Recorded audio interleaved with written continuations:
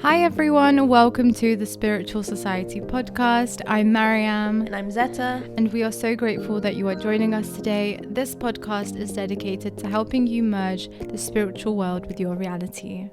In today's episode, we're going to be talking about relationships through lockdown in the current COVID-19 situation, why relationships are failing, and also how to know when to let go.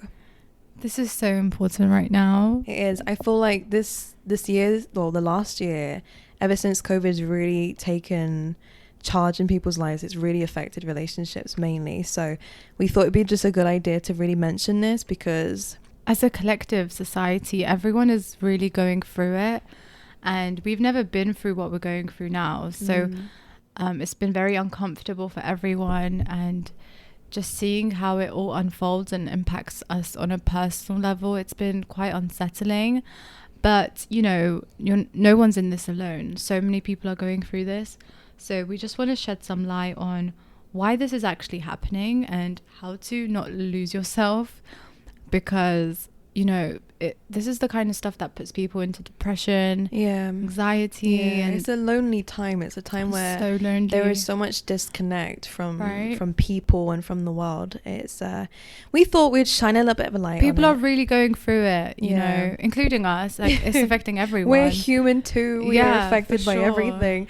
So we just wanted to really bring it into perspective of how, because we're all on lockdown, everyone's different in different countries, but definitely in the UK, there's been so many different times where it's like stop, start. And also for the people who are living with like a spouse or with the people, like relationships can even be like platonic relationships, and the people that you live with, how it's impacting that, being so close to everyone, not really having that space. It's really also done the opposite effect of like disconnecting people. It's kind of brung people together a bit too much. It's also caused a bit of friction in that matter too. It's quite strange, because if you think of it, it's made people deal with their relationships in a more intimate way, and I think that's been a core root of why people have been going through breakups, because I think sometimes you're in a relationship and you don't realize what the other person's really like. Yeah.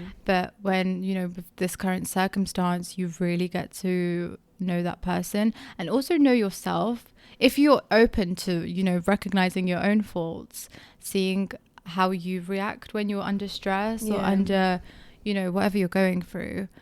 And I think it's so important to have a healthy balance and to always have communication, because I think that's what's been tested a lot. How do you communicate to people when you feel a certain way? It's true. No, I agree. I was also just thinking about the fact that it's actually brought a lot of people together though. There's kind of a flip side of it. There's a negative thing where it's drawn people completely, everyone's detached. Not many people can connect with each other, have that physical contact like they used to. It's also kind of pulled it into perspective, they're now around their spouse. They can now have that time that they may have not been, they may not have had before, because they was both working. Do you think it's either it's been really good or really bad? Yeah, I think it's 50-50. It's like a make or break situation. And if you imagine it, there's been a few couples that I know of that have actually come a lot closer within this time, where they kind of realize when they're so busy with work, they don't kind of feel like they've been living with this person, they just don't feel like they've had this connection. So especially in the beginning of lockdown, it's really pulled people together to kind of understand how important quality time is. That's what they might not have known about that person as well. So if you're listening to this and you've gone through a breakup or something, just try to visualize that there are people who are thriving under these circumstances. So it just shows that maybe some things just aren't aligned and they're not meant to be. And that's what we're going to talk about, how to let go and recognize this as well, which is so important. Especially if you've been close together within this time, that you've been so far apart. The closer you are, the more distant you are, on a spiritual and mental level. And I think it shines a very huge light on the fact of whether you guys were even meant to be in the first place. Sometimes you realize who that person is. Like I said before, when we've been busy with our own lives of work and everything like that, suddenly being around this person 24/7, you're like, wow, like, is that who you are this whole time? Did I not see this before? Yeah. And I think it does put it into perspective, but obviously breakups and stuff are never easy. It's very hard to kind of see a person for who they really are and kind of realize that maybe, you know, things aren't destined the way that you wanted it to. And I think, as we said, we are going to mention this a little bit later as well, about how to really let go of that and to not hold on to a relationship that we know deep down is not actually good for you in the long run, and with someone that, you know, you aren't going to end up being with for the rest of your life. So why would you say that relationships are failing on a collective level? For the relationships we do see that have gone downhill. Yeah, this year. I'm laughing, but it's because it's so true. Yeah. People, especially that have been in long-term relationships, it's just not working out. No, because I think within this time as well, the whole COVID stuff has not only affected relationships, but it's also affected people on their own path. Like, it's their own mentality that's changing. Like, they're really starting to discover, you know, their jobs have gone, like, you know, they've lost their jobs and everything like that. They're making a huge transformation within them. And it's not to say that they were unaligned in the beginning of their relationship and the people that they was in contact with before, but it's just to say that maybe they are coming into alignment within themselves, that the people that used to align with them aren't aligning with them anymore. And I think that recognition with discovering people's true lights, our own true lights, and that really does pull you apart from your, you know, your current, what would you call it, like soulmates, and it kind of pulls you towards more people on the same frequency as you. I don't know if it's controversial to say this, but especially because, you know, shout out to Stargirl. I think in the end of 2019 she did a reading, she did like a prediction for 2020, and she said something like there's going to be major shifts. Oh, wow. And major you can actually watch it right now. There's going to be major changes in the upcoming year, la la la. So I'm not going to go too much into detail, but that was the essence of her reading. And I remember watching it and thinking, like, what kind of changes will be happening? But the core thing was that they need to happen for us to, like, upgrade as a society. Because even though it's a bit sad to think of it this way, because, you know, it is very, like, what's happening is getting to people. But I feel like as a collective we needed this wake up call to be more grateful for things, because it's so weird to think that things weren't always like this and they were normal. What does normal mean now? Like, is this the new normal? It's so strange. All I see when I go on the street is just masks, and I'm just like, wow, like, it'd be really weird to see everyone's faces again at some point. It's so strange. And it's so weird that now it's like what's happening has entered our, like, mental space, and before that, what was occupied by that space that we think now about COVID and whatever. It's really strange. Taken over. But I try to see it in a way that we somewhere, you know, inside us, we needed this to happen. And even if, you know, that means relationships are ending, or you're learning more about yourself, you're going through these inner transformations, of course, if you allow it to happen, because some people will be resistant to that, and that just becomes super self-destructive. It does. But I try to really see it in that way, where we needed this to happen to almost make us feel so uncomfortable that we choose growth instead of stagnancy, and 100%. Staying in situations that don't serve us. And that goes into basically how to let go, like understanding what doesn't align with you isn't going to serve you. And that just causes stagnancy in itself. Trying to hold on to the past, you're literally trying to reverse time almost, and try to, you know, look back at everything else rather than moving forward. I think it's so important to understand, obviously, as being someone who's been through a breakup as well, it's not easy, so it's easier said than done, but it isn't impossible. And I think that's the main thing I want people to kind of understand, is it's so hard to detach from someone who you was once very attached to, once you really had these plans to, it definitely takes time to mentally process. And that's one thing I would really say as well, like, the first things first, you know, how to let go of someone is understanding it's going to take a while, and not to hate yourself for it, not to hold on to it and think, oh, that means we're going to be together because I think about this person all the time. No, you think about this person a lot because there was once your day-to-day thought process, like your routine. They were a big part of your life, and was also a big part of what, you know, you wanted your future to be like. And it's hard to kind of restructure your thought process and your future plans without this person in it. And sometimes it's okay to just feel hurt. You know? It's okay to just feel the pain. Obviously, don't embrace it more than you need to, but it is painful to let go of someone. And I think people try to, like, we're all guilty of this, try to distract themselves. And that just makes it so much worse. But obviously you need a balance, you know. I think that's part of, I think the human brain, that's how it works, is trying to process stuff. So that's why it's like thinking of, okay, what's a distraction here?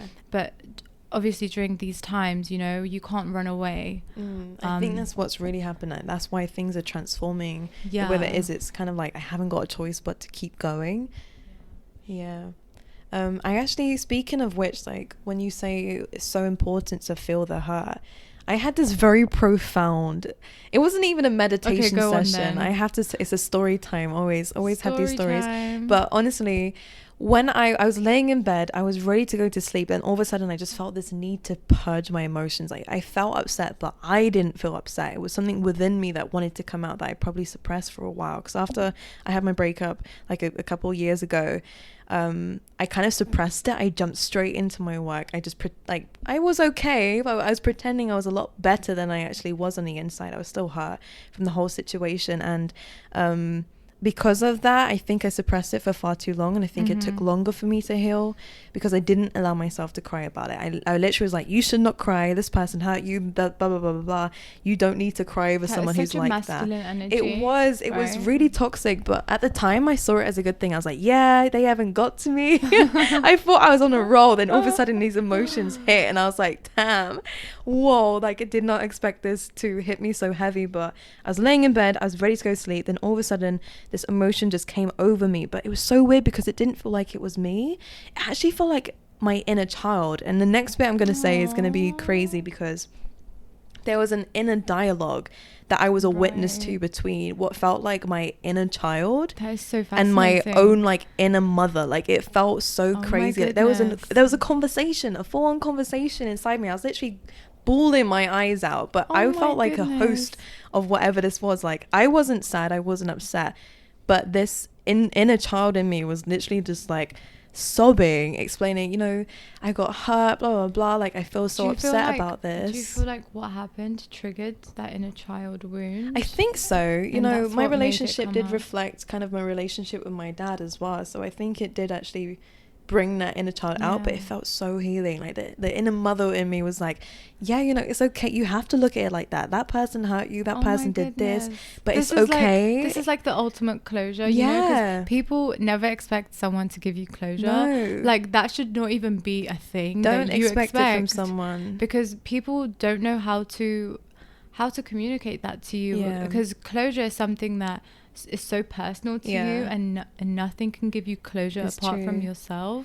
And we always try to look for closure in other people, and it's so true. We're holding on to it a lot more than we need to. We're never ever going to get that from anyone. It's something that, if you allow it, will transform you. And like what happened to you, when you give it to yourself, it's so profound. Yeah, it is. And plus, a lot of the times it's just an excuse to hold on to somebody, because I was doing that for a bit. Like, this person's gonna come back and apologize, and I was like, realistically, Zeta, I don't think that's gonna happen. And I just had to sit there with myself like, yeah, this person's kind of gone now. You have to really understand that that closure, because you're expecting that person to be in your future again. You see what I mean? Like, it's that same, it's like almost the ego holding on to what it thought it was theirs. Like, it's really trying to hold on to. It's very much related to your ego, because your ego wants to have control over the apology, situation. like demanding, like, I deserve this and I deserve that. Well, you do, but at the same time, it doesn't mean someone's going to give it to you. For sure. Especially, do you think sorry, what you said? No, carry on. Especially no, go on, you go on. No, I this don't always happens.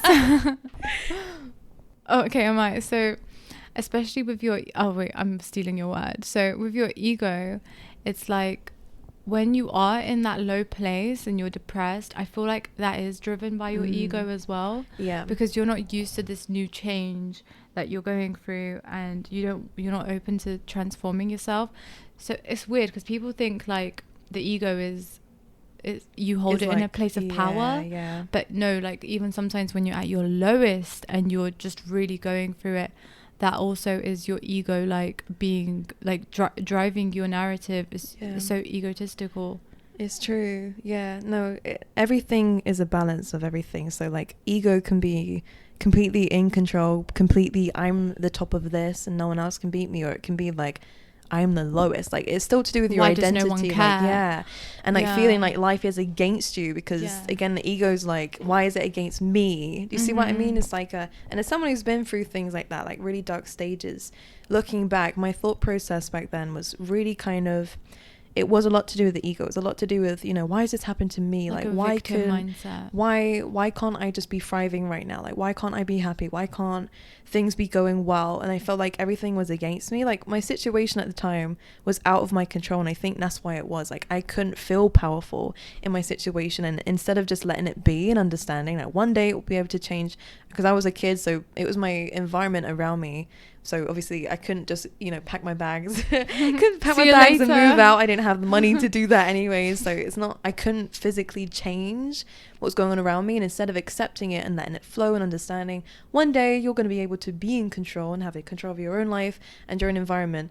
I really held it against everyone around me and even myself, and it was really self-sabotaging behavior. It's so much harder to let things like flow and let go of things and not feel like it's an attack against you, but it's also so much easier for your soul and to feel okay and happy when you do finally just release it. It's so hard in the beginning stages to just let it go, but then once you do, it's so smooth running after that. And I think I had like a very big like a click moment of like an epiphany of where I was just like, do you know what, I'm just gonna breathe. Why do I expect anyone to change just because I want them to? Why do I expect people to treat me okay just because I think I deserve it? Not everyone's like that. There are some horrible people in the world, and there are people who don't understand that their wounds and their triggers are triggering other people. So I thought it starts from me. Like it starts from who I am, and if I'm not getting triggered by other people, like my inner peace is nice and settled, then it doesn't matter who's around me, what's around me, I'm still always going to be happy. And it was a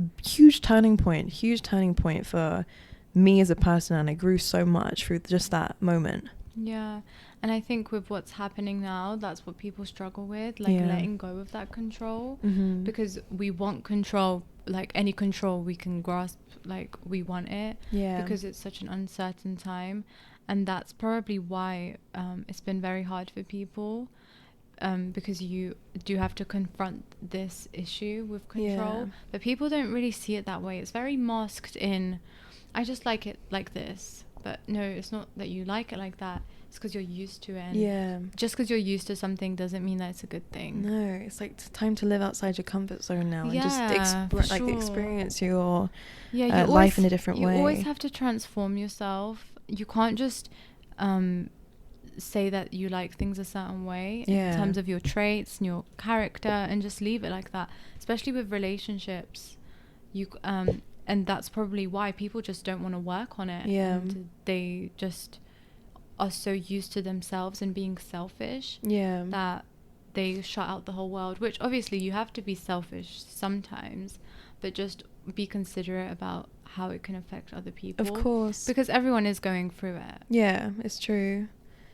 No, I agree. And we kind of like just mirror that onto other people, and the expectations of ourselves gets put onto others as well. But yeah, so when it comes down to knowing when to let go of people, what would you say is like a good tip for the people who are listening? I think well, if something has already ended, or you feel like it is, you will always have a feeling before it happens. I mean, sometimes breakups are abrupt, but like if something happens, and even in those cases, you know, people try to get back together and stuff, but to know when to let go, for me, depends on when you feel like there's no actual love. And you have to also know that we're all human. We're all going to feel emotions. We're here to feel emotions. If we didn't have emotions, if we didn't feel hurt and pain, like, do you imagine that? We would just be like soulless. Robots? Yeah, like literally. So honor your emotions, but don't let them control your life. Don't let them control you. Use them as a guide. Yeah. Don't allow them to take over your whole mental space and your like overall health, because that can affect you on physical and mental, emotional, everything. It's so important that you are aware of that. So with letting go, you need to see, like, is this affecting me on like a physical level? Like, am I not okay right now? Understanding when something is becoming really unhealthy for you is so important, and holding that boundary, like, against what's coming towards you, because we don't realize how much things are affecting us until we look back. You know, when you look back and you're like, whoa, like I went through that. It's usually when you look back, but if you pace yourself, you can recognize it as it's happening, that this isn't good for your health. So when to let go is, for me, based on when it starts getting unhealthy and it's you feel like you're not receiving the love or effort that you're putting in. One key theme I always say to everybody is, like, you know, in a relationship, it's so, like, you may love someone, but sometimes love is not enough. You may love someone, but if you are two very different people living under the same roof, it is so difficult and so draining, exhausting, and actually so damaging for your own mental health, mental stability, and even your own health, because again, like, mental health really links into your own health. Eventually it can do a lot of damage, and you have to sit and really have a very strong conversation with yourself, which takes a lot of bravery, by the way, and actually go, is this even worth, like, what I'm feeling right now? I may love this person, I may care for them, I may want my whole future to be around this person, but if I'm feeling this way now, is this actually going to get any better? Because a lot of the time, if a relationship is stagnant, I always say, what is not moving is dead. If something is stagnant, it is not moving. If it's growing, it's alive, it's fruitful, it can blossom. But if something's really starting to not move anymore, to stagnate, anything that's stagnant is really, really, it starts to go bad, and it starts to go really toxic. And a lot of the times you'll find, like, a couple of one person who's still growing, still fruitful, and one person who starts, to be a lot more stagnant and likes to settle and likes to not do things as much and likes to not put in as much effort.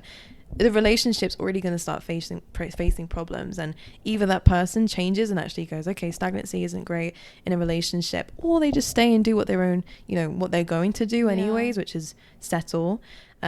You are then left with a very difficult choice. Okay, well, do I settle with them and stagnate and let this go sour, or do I leave? But either way, both of them are not the nicest outcomes. You want to say, oh, if I stay with them, eventually they're going to change, eventually we can pick things up again. But sometimes we have to sit with the reality for a little while and go, actually, is that even a possible outcome? I may want it to be an outcome, but is that actually going to happen? You need to be really present. And I think one of the ways of knowing that is, how established is your channel of communication? Because you can always know how a partner, like, what page they're on based on how willing they are to communicate.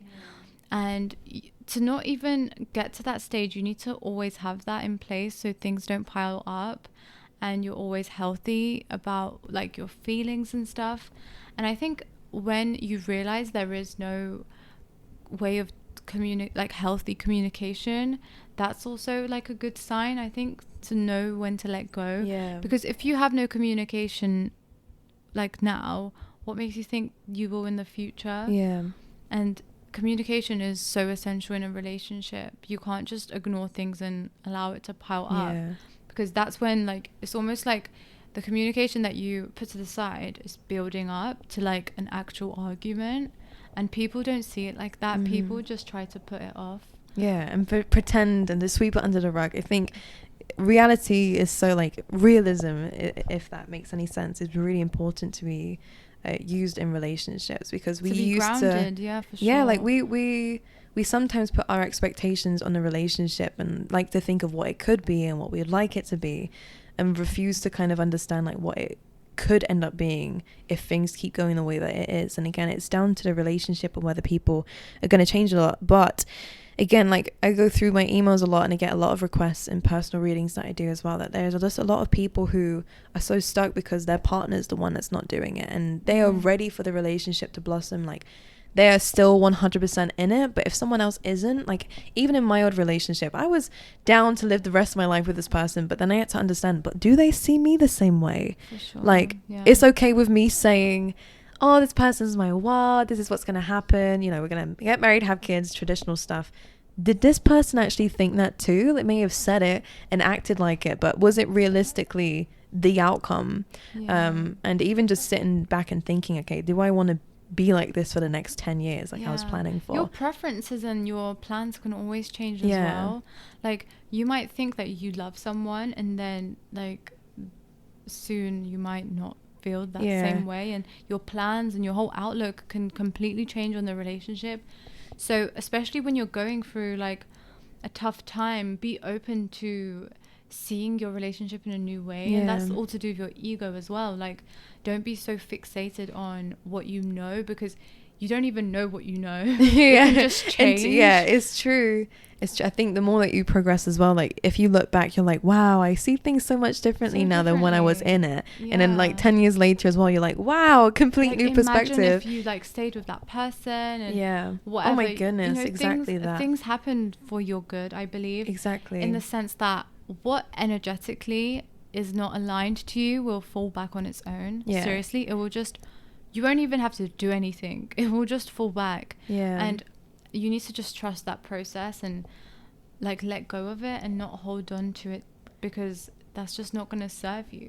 You can obsess over something 24/7, think about it all the time, like, really damage yourself emotionally in the process. But what good is that going to bring you if this person is just not coming forward and they're not open to you, and there's no channel of communication, and everything, like, compiles on top of each other, and then it's like, you have to let go now. Of course. How long can you stay in that loop? And damage your own self when someone else is literally just doing their own thing and living their life. It's such a wake-up call to really embrace that, because not everyone is open. It's such a powerful thing as well. Like, when you sit with yourself and actually go, actually, I don't even deserve to sit here and hold on to someone who isn't even giving me the time of day. Like, I'm not even going to sit here and think about this person and damage myself. Like, is it worth it? Yeah, like, if they cared, they would. And plus, for everyone listening, you deserve a lot better than to sit and wallow about someone else not giving you the time of day. Like, you deserve a lot better than that. Go and create your own legacy. Go live your dream. Go show the world that you don't need someone like that, and as who's ignoring you to actually live your life to the fullest. And whilst you do that, that's when the right person will come in. When you're not even focusing on it, because people try to focus and put pressure on, when am I going to meet the person, la la la, but it's going to happen when you least expect it. And when you let go of it, it's like that with manifestation. You need to let go of it for it to actually come to you and for you to receive it. Exactly. If you're constantly looking for it, it's not going to find you. It's not going to, because it's like the runner and a chaser, isn't it? Like, if you're chasing something, it's running away. If you let it be, it might run towards you, but if you're chasing it, it's running away. So we're going to go on to the questions. So we've picked some lovely ones that we wanted to answer when it comes down to relationship advice. So the first one we have is from Ryan, and it says, I have been in a few very toxic relationships and they have given me major trust issues. I notice I constantly go back and forth with what I say now.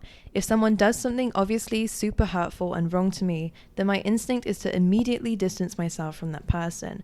But it never takes much convincing for me to go back on my word and put trust back into a scenario. So maybe to reword it, if it helps, how do I learn to trust myself and stick up for myself?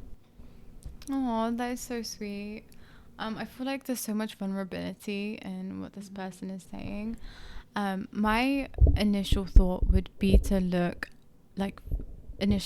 first impression of this is to look into your childhood and understand where this pattern came from. Because this is the kind of thing that follows us from our childhood into our adulthood. And people don't really acknowledge that, but it's so important to see how love was shown to you as a child. And if you felt like you had enough reassurance as a child, and if you felt like you relied too much on other people to give you love, which is always the case, because no one is from like a perfect home anyway. And when you put that into perspective, you can really allow yourself to move on from it, because you know where it comes from. Yeah. And if you, what I would actually recommend, Ryan, is to actually spend some time with yourself. And very similar to what Mariam has just said, like if you really look into your life and why you might be attracting these kinds of people, and why you seem to put your own like word behind, like, are you going back to it because you feel like you need company from these people? Because you obviously know that it's a bad thing to go back, but something within you is still attracted to this. So I think it's really important also to kind of understand yourself on that level, heal yourself from these toxic relationships, because I always say if you've attracted one toxic relationship in and haven't healed from that, the rest seem to become the rest seem to just keep they just keep coming in, all these toxic people. So, and you need boundaries. You need boundaries to know when someone isn't good to you. And even if you do want them, it's saying that's no. Not enough. It's saying no enough still. Because that just shows, and energetically, that's just telling the universe that you're okay with that kind of person coming in. That's fine. Okay, I'll forgive you. You know, they did this one thing, but they can come back again, and I might be okay when they do. Literally, Ryan, I'm telling you, if someone's hurt you, cut them out and see how much your life changes. Yeah. Because when you cut down, like when you cut off a person of this energy, you will find that these other people in your life will fall back on their own that are the same like energy blueprint. Like that's what I've found in my life, because these kinds of things do, because I can really relate to everything you've said, by the way. Loads of people can. And I've found that people that are like this come in bundles. It's not just like one person. You notice it in your intimate relationships or your close friendships, family, or whatever. It definitely is a pattern to be aware of, because when you master it and you know why it's there, and it's because you have no boundaries, or you don't really find yourself you don't find yourself deserving, that's when it's going to keep on coming until you realize that you have your self-worth. And that's why I really, really do recommend, like, you spend some time with yourself, like learn to love yourself, learn to look after yourself, because as a lot of people say, like, who you are and like the world around you, you're kind of reflecting that. So if toxic people are coming in, it really takes, like, you need to raise your own frequency so that you're attracting the right kinds of people into your life. And you'll still find toxic people coming away, but it's about understanding who's toxic and whether or not you actually want to be in a relationship with them. And I think I'm very old-fashioned. I'm very old-fashioned when it comes down to relationships. I'm like, I'm either spending my life with you, or there's no point even talking to me. I'm not entertaining small talk. I don't want to date for like 6 months and then forget about each other afterwards. Like, I don't have time for that. So I think understand your worth and whether you want these kinds of people in your life, because if it's a toxic relationship, Ryan, you know already this is just not going to be a relationship that works out. So do you want to set yourself up for failure already? Don't people want to be in a nurturing, loving relationship? But sometimes we are all inclined to just get a little bit tempted from the people who cause a little bit of like chaos in our life. I think it's just human nature to kind of like that. But if you focus on like nurturing yourself, loving yourself, being gentle with yourself, appreciating yourself. Wait, did I say appreciating? Keep it coming. Double affirmation. Like, you will attract that. But if you don't see yourself, if you don't know your worth, then you're not gonna understand like the people around you when they treat you a certain way. You're gonna think it's okay because you don't acknowledge how valuable you are as a person and how amazing you are. And these people will just, it's not nice, but they will just take advantage of you. Of course. And like the more that you let them back in again is the more they're going to do it. It's literally a boundary issue. It's true. For sure, looking into childhood will definitely help you understand, you know, your relationship with siblings, parents, your early friendships, you know. Where did this wound come from? Because it's a wound that you're dealing with. And when you say, how do I learn to trust myself, one thing I have to say is you aren't going to fully feel ready to listen to that no when it says it in your brain, like not to go for this person, to just leave them alone and to not go back. But just see how it goes. To trust yourself is to just listen to it and do what it says and see how it goes. And as Mariam said earlier, like understanding, like if you just listen to yourself, you'll start to see exactly why it's leading you away from these people, and to stick up for yourself. Understanding that no is a full sentence. You don't need to explain yourself. You don't need to have any other like reason to, you know, pulled apart from someone, apart from the fact I'm just not feeling this and I don't feel comfortable or safe around you. I don't feel as though I can commit to you because of this kind of trait that you have. It makes me really sad that people settle for these kinds of relationships, because you're just keeping yourself in the same box and you're not going to grow. Didn't you want someone who's like you, Ryan, who wants growth and abundance and wants nurturing, fiery relationship? Fiery, ooh. Yeah. Why do people, I don't mean like a sweet little relationship where you just, you know, sweet's nice, but fiery is also a really good trait that you have with someone who's on the same mindset as you. And because you're both growing, it's like you're both kind of like, I don't know, it's passionate to me. I love that kind of, you're both motivated. Okay, so the next question is from Gail. Gail actually has two questions that we wanted to touch on here. And the first one is, I don't know what happens when you meditate. Nothing happens when I do it. I know that's the way to connect with spirit. So what am I doing wrong? Now, the first thing I want to say when it comes down to meditation, the fact that nothing's happening, that's a good thing. The fact that, like, when you do meditation, it is honestly to calm yourself down, to be grounded, and to live in the present situation. It kind of recalibrates you. So meditation doesn't have to be something magical. You don't have to have a profound experience with it the first time around, but the more that you are able to sit and not even just reflect, just sit and just be with your thoughts, to kind of sit there and wonder, okay, what's the next thing that's going to come to my mind here, and just wait for it to naturally flow through. It can then become profound. But if you're expecting it and putting expectations on meditation being magical and like angels coming to you whilst you're sitting there with your eyes closed, or something of like a fantasy, like nothing is going to happen, and you are going to feel frustrated about the whole experience as well, and not feel motivated to keep doing it. But the whole point of meditation for me anyways is just recalibrate, to sit down with yourself and to slow down from the busy life that we live in, and to just breathe. And as much as you want to, like, you go towards meditating has to also come to you, I believe, because sometimes do you ever just wake up and you feel like, I need to meditate, I just need to readjust. That's when you feel really called and aligned to do it. And you know, it does take some time to get to that stage, but I think, did they say they've been doing it for some time? I don't know what happens when you meditate. It's something that happens over time. It's not something that will immediately, you know, just happen, right? So true. It's about breaking into that routine. And people, I've found, you know, in the past, they've told me meditating gives them anxiety.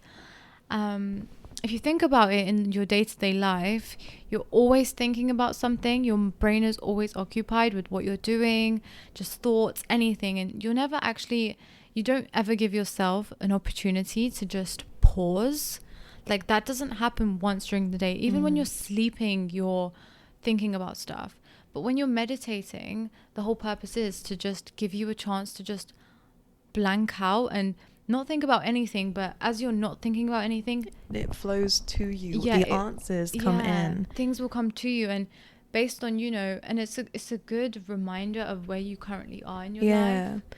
And I feel like also, like, the reason why people feel like it helps you connect to spirit a lot more, it does, but not always through the actual meditation. It's what the meditation does to you through the clear-minded thinking that comes along with it, as like almost an aftermath. Sometimes it's in the meditation you'll have this clear thought process. Other times it'll be throughout the day, throughout the week, if you're doing it, you know, consecutively.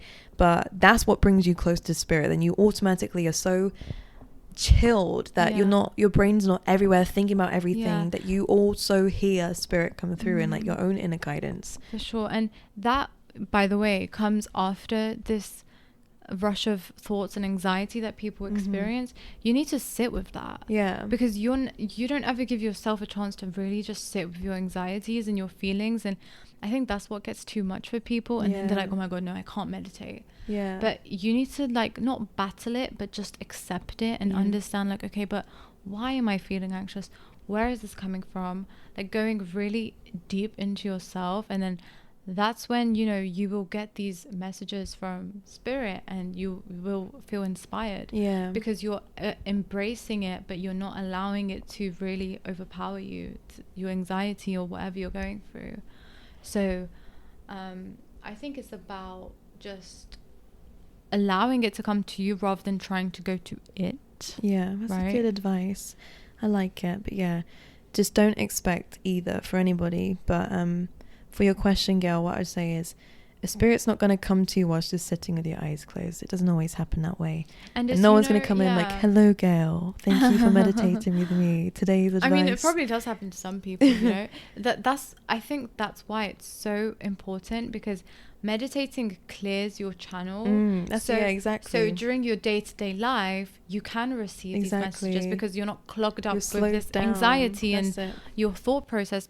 And that's why it's so important to not be scared of it, right? Yeah, and it's not going to happen straight away. It's one of those things.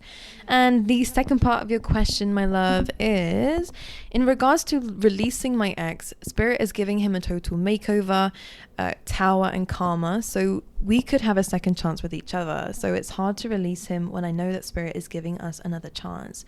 That doesn't happen too often, does it? And what do I do? Oh gosh, I can really relate to this. Oh my gosh, where do I start? Okay, first of all, I think you should, you know, with what you're saying, they're going through a transformation. Spirit is giving them a total makeover. I mean, that sounds fab, but you need to understand, you know, the root of the makeover, like what is actually causing this makeover. Because, you know, people do things in relationships to the extent where they try to be someone they're not. Yeah. And, you know, it might appear divine, you know, they're doing it for love. Yeah. And looks like they're doing it for the right reasons. But in the long run, that's not going to serve anyone. You can't fake things for too long. And, you know, it sounds like some people can change, you know, and completely transform themselves. But in my view, I don't think that's realistic, because it shouldn't take a huge like karmic battle for these things to happen. And it just sounds like to me that this could possibly be happening to save the relationship rather than to allow the relationship to transform. Yeah. And one thing I will say also is if you know this person's coming back into your life, why is it so hard to release? If you know it's going to come back to you, to me, if you hold on to something and find it hard to let it go, is because you're worried it's not going to come back. So if I'm going to sit here and be honest, if you trust it enough, if you know that you're right, let it go. It'll come back to you if you feel like it will come back to you. For you to say that it's hard to release just means to me that there is a slight distrust in your own intuition and guidance, which I'd say allow it to be, Gail. Allow it to come back. If you're so sure, which is amazing if it is true, let it come towards you. And at that point, you'll be living your life. You'll be happy within your own self. You won't be holding on to something that you're wanting to happen, which makes you at a higher frequency, which hopefully makes this other person match you at the same degree. For sure. And I 100% agree. And I feel like to find it hard to release someone energetically, at the same time, it makes sense if they're going through a makeover, because you're almost, if you're finding it hard to release, at some degree you're obsessing, and that's the energy that you're putting onto that connection. And then it just so happens that's the manifestation, that they're going through this makeover to align with what you want. But then it's like, does that sound divine? Does that sound healthy? Does that sound like it's true, it's going to be long term? I mean, I don't know. In this day and age, I feel like we are always going through transformations, but people are always also, I don't want to say faking it, but they seem to be very extra with like their identity sometimes and go over the top. But because people don't want to be themselves, because they feel like they won't be accepted, right? Yeah. And I think it's like, we kind of mentioned this, right? It's about communication. If this person's not right for you, like the next person will be, you know? It's something that you pray on for that, not to get back with it's this true other person. and either way it's a win-win situation. If you let go of this and it does come back, but you're doing you and you're thriving in your own life, that's a plus. But if you let go of it and thrive in your life and someone else who's better comes along, then it's a win-win situation either way. So one bit of advice I will say for you is to just live your life, let it go. I know it's easier said than done, but like, you know, to, you know, focus on other things in your life that normally would be consumed by thinking about this person and thinking about the situation, to use that time productively in your own life, whether it's reading a lovely book that is profound and inspires you, whether it's just finding your own inner peace, whether it's, you know, working on something that you're doing, a project, or just working on you, self-love. You're bound to grow as a person anyways. And if this person, if you are right that they are coming back for a second chance with you through what they're experiencing, then you're going to be at a better place anyways to deal with it. We just love right? Humans just love we just want to feel love. We can't wait for it to come into our lives. And it will come when you're like not chasing it and looking for it. Otherwise it is that obsessive relationship that we're in. So that is all the questions we have for today's episode. Thank you guys so much for joining us and sitting and listening with us as well. We hope we reached out to everyone and our message was clear and came through. We just want everyone to feel reassured and not feel alone during these times, because we know everyone is going through it. So we are sending you all so much love, and we will speak to you guys soon. Bye guys. Bye.